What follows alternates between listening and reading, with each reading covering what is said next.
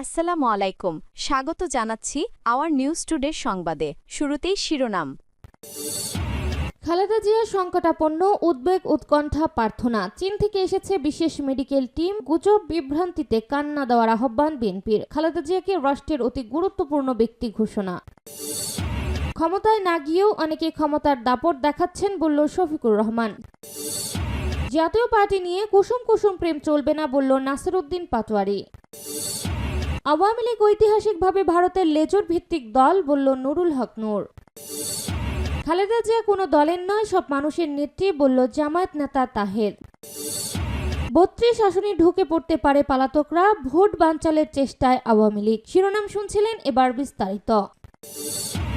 খালেদা জিয়ার সংকটাপন্ন, উদ্বেগ উৎকণ্ঠা প্রার্থনা। চীন থেকে এসেছে বিশেষজ্ঞ মেডিকেল টিম। গুজব বিভ্রান্তে কান না দেওয়ার আহ্বান বিএনপির। খালেদা জিয়াকে রাষ্ট্রের অতি গুরুত্বপূর্ণ ব্যক্তি ঘোষণা। রাজধানীর এভার কেয়ার হাসপাতালে চিকিৎসাধীন বিএনপির চেয়ারপারসন ও সাবেক প্রধানমন্ত্রী দেশনেত্রী বেগম খালেদা জিয়ার শারীরিক অবস্থা স্থিতিশীল রয়েছে, অর্থাৎ আগের চেয়ে তার অবস্থার তেমন উন্নতি হয়নি। তবে চিকিৎসকদের নিবিড় পর্যবেক্ষণে তার চিকিৎসা চলছে। এ অবস্থায় দলের পক্ষ থেকে খালেদা জিয়ার শারীরিক অবস্থা নিয়ে গুজব বিভ্রান্তিতে কান না দেওয়ার আহ্বান জানানো হয়েছে। খালেদা জিয়াকে নিয়ে দলের নেতাকর্মী, অগণিত শুভাকাঙ্ক্ষী ও অনুরাগী সমর্থকরা উদ্বেগ উৎকণ্ঠার মধ্যে রয়েছে। তার সুস্থতা কামনায় দোয়া ও প্রার্থনা করছেন তারা। এদিকে খালেদা জিয়াকে রাষ্ট্রের অতি গুরুত্বপূর্ণ ব্যক্তি ঘোষণা করেছে সরকার। খালেদা জিয়ার চিকিৎসায় সহায়তা ও পরামর্শ দিতে চীন থেকে একটি বিশেষজ্ঞ মেডিকেল টিম ঢাকায় এসেছে।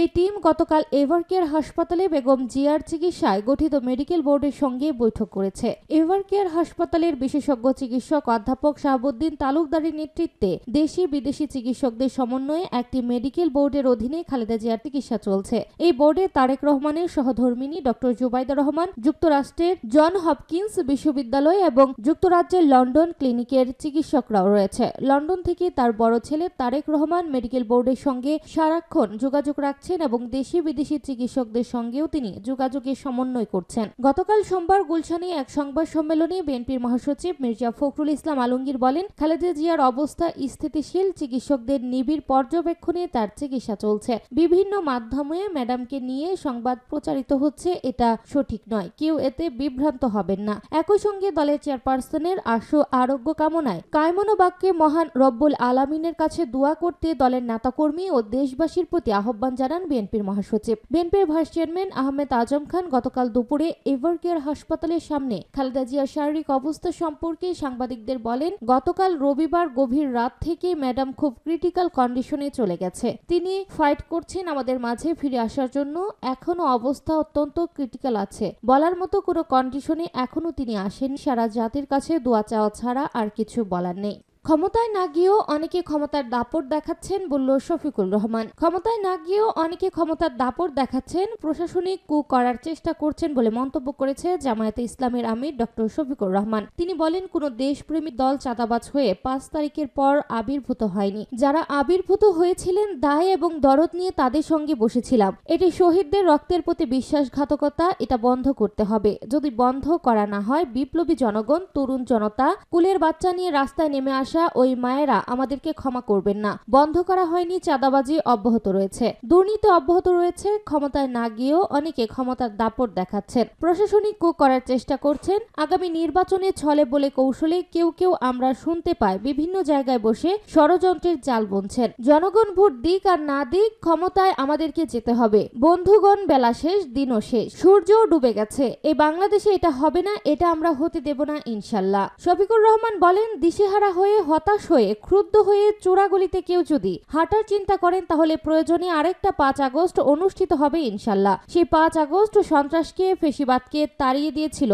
সেই ৫ আগস্ট প্রয়োজনে আবার রুখে দেবে ইনশাল্লাহ। জাতীয় পার্টি নিয়ে কুসুম কুসুম প্রেম চলবে না বলল নাসিরউদ্দিন পাটোয়ারি। জাতীয় পার্টির ব্যাপারে জাতীয় নাগরিক পার্টি এনসিপির যে অবস্থান, জামায়াত ও বিএনপিকেও একই অবস্থান নিতে হবে বলে মন্তব্য করেছেন এনসিপির মুখ্য সমন্বয়ক নাসিরউদ্দিন পাটোয়ারি। নাসিরউদ্দিন পাটোয়ারি বলেন, নির্বাচনের আগে দেশে ইসলাম এবং এন্টি ইসলাম গেম হচ্ছে। ৯০% মুসলমানের দেশে মুসলিমদের অনুভূতিতে কেউ আঘাত করতে পারবে না এবং আঘাত হানলে তার রুখে দেওয়া হবে। একই সঙ্গে এনসিপি হিন্দুত্ববাদী বা ধর্মীয় বিভাজনের রাজনীতি চায় না বলেও তিনি জানান। দেশের বর্তমান রাজনৈতিক পরিস্থিতি নিয়ে নাসিরউদ্দিন পাটোয়ারি বলেন, অনেকে বলেছেন রাষ্ট্রের নিরাপত্তা নেই, স্বাধীন বাংলাদেশে নিরাপত্তার অন্তরায় কারা, এটা জনগণের সামনে উন্মোচন করা প্রয়োজন। তিনি খালেদা জিয়ার বর্তমান পরিস্থিতির জন্য শেখ হাসিনা ও জাতীয় পার্টিকে দায়ী করে বলেন, শেখ হাসিনার বিষয়ে আমাদের যে অবস্থান, জামায়াত ও বিএনপিকেও জাতীয় পার্টির বিষয়ে একই অবস্থান নিতে হবে। কুসুম কুসুম প্রেম চলবে না। বিএনপিকে উদ্দেশ্য করে নাসিরউদ্দিন বলেন, গণতন্ত্রকে কিভাবে বাঁচিয়ে রাখতে হয় বেগম জিয়া সেটি দেখিয়ে দিয়েছেন। তাই জিয়াউর রহমান এবং বেগম খালেদা জিয়ার যে আদর্শ আপনারা বাংলাদেশে উজ্জীবিত রাখতে চান, তাহলে তাদের দেখানো পথেই আপনাদের হাঁটতে হবে। ভারতের কোনো প্রেসক্রিপশন বা বহির্বিশ্বের কোনো প্রেসক্রিপশন বা জাতীয় পার্টির প্রেসক্রিপশন চলবে না। আওয়ামী লীগ ঐতিহাসিকভাবে ভারতের লেজর ভিত্তিক দল, বলল নুরুল হক নূর। আওয়ামী লীগ ঐতিহাসিকভাবে ভারতের লেজর ভিত্তিক দল বলে মন্তব্য করেছেন গণ অধিকার পরিষদের সভাপতি নুরুল হক নূর। তিনি বলেছেন, আওয়ামী লীগ শুধু বাংলাদেশের কোনো রাজনৈতিক দল ছিল না, তারা ঐতিহাসিকভাবে ভারতের একটা লেজর ভিত্তিক রাজনৈতিক দল ছিল, যার ফলে তারা 16 বছরে বাংলাদেশকে কার্যত ভারতের হাতেই তুলে দেওয়ার মতো একটা পরিস্থিতি তৈরি করেছিল। একটি বেসরকারি টেলিভিশনের টক শো অনুষ্ঠানে এসব কথা বলেন তিনি। নূর বলেন, বাংলাদেশে আমরা শক্তিশালী আইনের শাসন প্রতিষ্ঠা করতে পারিনি, যেটা প্রমাণ করবে আইনের কাছে সবাই জবাবদিহি করতে বাধ্য কিংবা আইনের দৃষ্টিতে সবাই সমান। আমরা দেশে চলছি, আমাদের মধ্যেও একটা সংখ্যা কাজ করে। কয়েকদিন আগে বনশ্রীতে ব্যবসায়ীকে গুলি করে স্বর্ণ ছিনতাই করে নিয়ে গেছে, মোহাম্মদপুরে যুব দলের নেতাকে গুলি করে মেরেছে, পুরান ঢাকায় গুলি করে চলে যাচ্ছে। যে ফেসিবাদী শক্তিকে আমরা হটিয়েছি, পরাজিত করেছি ও জনগণ যাদের দেশ থেকে বিতাড়িত করেছে, তারা নানাভাবে ফিরে আসার জন্য ছক আঁকছে। তিনি আরো বলেন, 2018 সালে আমরা যখন কোটা সংস্কার আন্দোলন করেছিলাম, তখন জাহাঙ্গীর কবির নানক ও এনামুল হক শামীমকে সরকারের পক্ষ থেকে দায়িত্ব দেওয়া হয় ছাত্রদের সঙ্গে আলাপ আলোচনা করে এই বিষয়টা ডিল করার। সেজন্য আমরা সংসদ ভবনে বসেছিলাম। সেই সময় তারা গল্পের ছলে বলেছিলেন, মিয়া আন্দোলন তো আমরা একসময় করেছি। 2006 সালে বিএনপি জামায়াতকে হটানোর জন্য লগি বৈঠার আন্দোলন, ওপার থেকে ওপারে এসে বাংলাদেশের সিম আমরা ঢুকিয়েছি। এখানে লোকজনকে পিকেটিং করানো, বোম মারানো, ককটেল মারানো, যা দরকার ভাঙচুর করে আবার ওই পারে চলে গেছি। বিএসএফ আমাদের সেই সুযোগ দিয়েছে। খালেদা জিয়া কোনো দলের নয়, সব মানুষের নেত্রী, বলল জামায়াত নেতা তাহের। জামায়াত ইসলামের নায়েবে আমির সৈয়দ আব্দুল্লাহ মোহাম্মদ তাহের বলেছেন, হাসপাতালে চিকিৎসাধীন বিএনপির চেয়ারপারসন বেগম খালেদা জিয়া একজন দেশপ্রেমিক, গণতান্ত্রিক ও আপোষহীন নেত্রী। আজকে উনি কোনো দলের নেত্রী নন, উনি সমগ্র মানুষের নেত্রী। জামায়াত নেতা তাহের বলেন, আমি আজকে অত্যন্ত বেদনার সঙ্গে, উৎকণ্ঠার সঙ্গে, আবেগের সঙ্গে বাংলাদেশের সব মানুষের প্রিয় নেত্রী বেগম খালেদা জিয়ার সুস্থতা কামনা করছি। এ সময় তিনি দেশে বিদ্যমান রাজনৈতিক পরিস্থিতি নিয়েও কথা বলেন। তাহের বলেন, জাতীয় রাজনীতি এবং আগামী নির্বাচনের ব্যাপারে দেশের বৃহৎ রাজনৈতিক দলগুলোর ভেতরে আরো অনেক বেশি বোঝাপড়া প্রয়োজন। আজকের এই প্রেক্ষাপটে বাংলাদেশের আগামী রাজনীতি এবং আগামী নির্বাচনের জন্য বৃহৎ রাজনৈতিক দলগুলোর ভেতরে আরো অনেক বেশি সমঝোতা, বোঝাপড়া এবং নীতিগত ঐক্য প্রয়োজন। রাজনৈতিক দল সহ সবার প্রতি আহ্বান জানিয়ে জামায়াত নেতা বলেন, আমরা আগামীতে আরো অনেক ধৈর্য ও প্রজ্ঞার সঙ্গে দেশকে প্রাধান্য দিয়ে আমাদের কর্তব্য নির্ধারণ করি। 32 আসনে ঢুকে যেতে পারে পলাতকরা, ভোট বানচালের চেষ্টায় আওয়ামী লীগ। গেল বছরের 5 আগস্ট আওয়ামী সরকারের পতনের পর থেকে ভারতে পালিয়ে যাওয়া কার্যক্রম নিষিদ্ধ ঘোষিত দলটির প্রধান শেখ হাসিনা সহ অন্য পলাতক নেতারা বাংলাদেশের মানুষকে নানা রকম ভয়ভীতি দেখিয়ে আসছে। শেখ হাসিনা দেশে ফিরে সবাইকে দেখে নেবেন এমন হুমকিও দেন। তিনি ভারতে বসে আত্মগোপনে থাকা তার দলের নেতাকর্মীদের ভয়েস কলে নানা নাশকতামূলক অপতৎপরতার নির্দেশনা দেন। তা মোকাবেলায় সরকারের তরফ থেকে নানা রকম ব্যবস্থা নেওয়া হয়।